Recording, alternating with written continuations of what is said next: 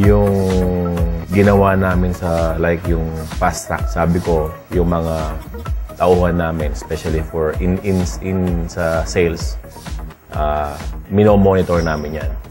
Nagugulat sila, bakit alam namin kung anong oras sila umalis, anong oras o saan sila nagpunta. So, yung time na na-save namin at the same time, not only the time, alam mo ang tao kung talaga nagtatrabaho o hindi. Our main problems is the proper monitoring of our fleet.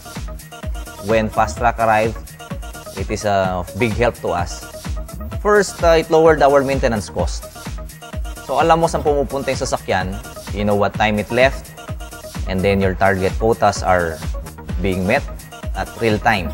And we could compute the fuel savings and really understand kung talagang yung pinupuntahan niya ay yung dapat niyang puntahan.